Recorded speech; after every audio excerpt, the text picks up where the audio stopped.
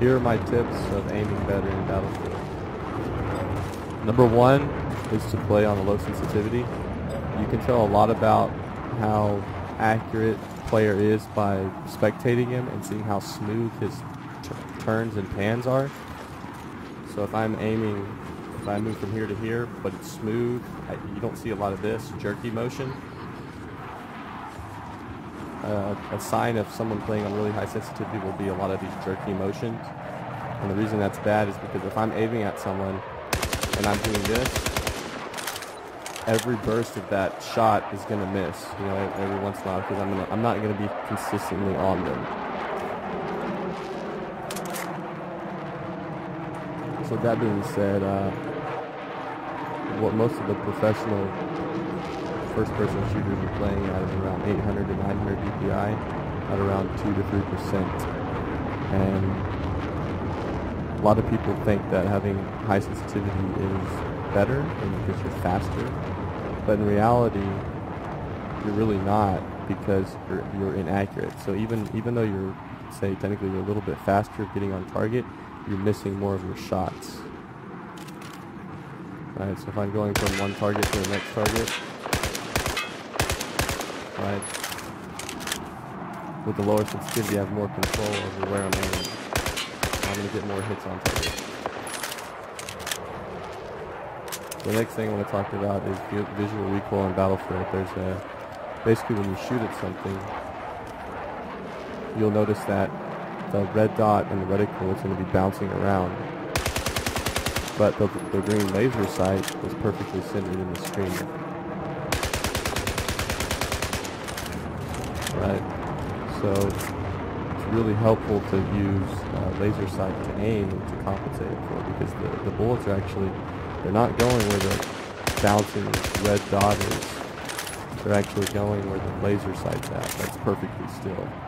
So when you compensate, you want to compensate with the green. Right? Whenever you're aiming, remember that every gun has a different recoil pattern. The SCAR goes up directly vertically, and some other guns will go up and to the right, up and to the left. Some of them will kind of bounce around like this, side left really badly, like the FAMAS, for example. So depending on the gun, it's important to know how many shots to burst with it. With the SCAR is the best recoil in the burst pattern that I've had success with. Unless you're, like, say, this close, you can fully auto, because your bullets are deviating, not enough to make a difference at this range. Let's say something on this range, you want to shoot something like this. And bursting in this pattern is going to get you more consistent shots down on range. Right? And another thing is important to not pull down too hard. You don't need to pull down as hard as you think you do. I typically use the heavy barrel on this car, because I've mastered the recoil for it. I don't have a problem handling it.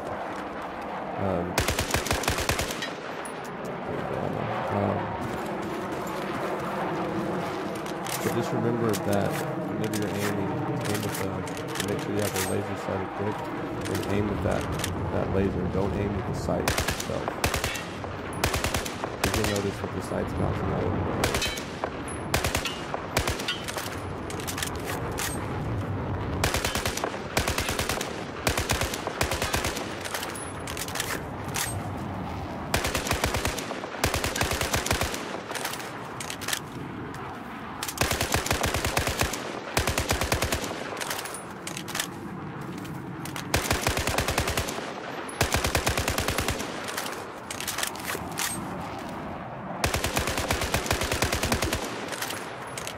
Pretty hard shot out there.